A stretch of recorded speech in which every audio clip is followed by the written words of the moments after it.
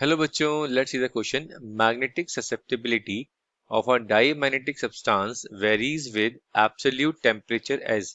तो बच्चों आपसे पूछा गया यहाँ पर मैग्नेटिक ससेप्टिबिलिटी जो होता है डाईमैग्नेटिक सब्सटेंस का वो कैसे वेरी करता है एब्सोल्यूट टेम्परेचर पे।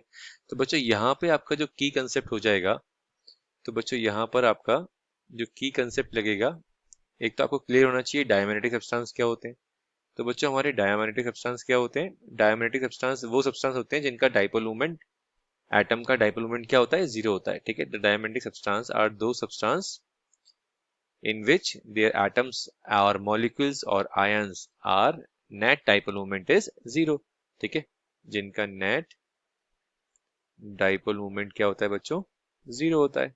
ठीक है, इज इक्वल्स टू जीरो, पहला पॉइंट। ठीक है, ये फर्स्ट पॉइंट नोट करना है आपको। ठीक है, सेकंड पॉइंट क्या होता है बच्चों?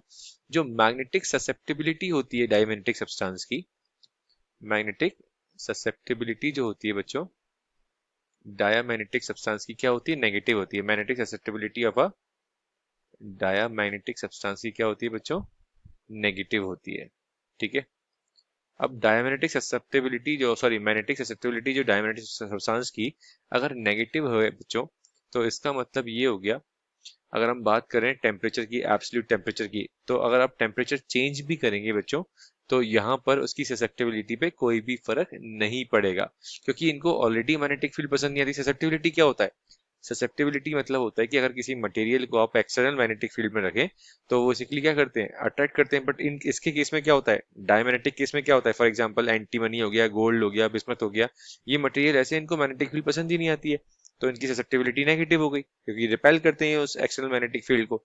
अब ये अगर रिपेल करेंगे बच्चों एक्सटर्नल मैग्नेटिक फील्ड को, तो यहाँ पर क्या होगा? वो डिपेंड नहीं करते हैं टेम्परेचर पे। इस केस में क्या देखा गया?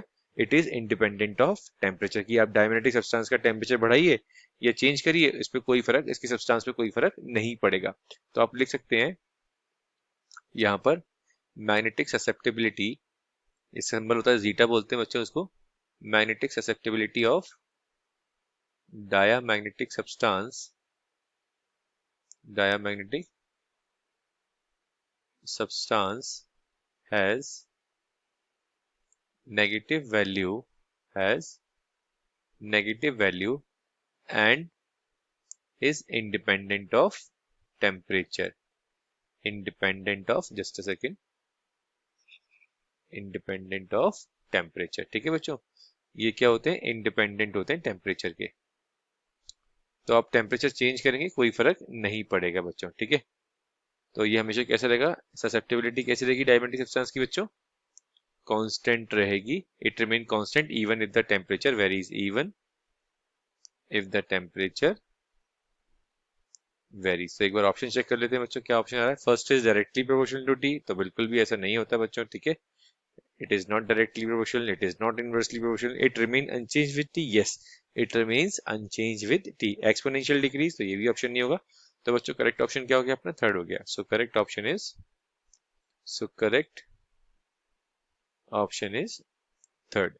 आई hope this solution is clear to you. All the very best बच्चों।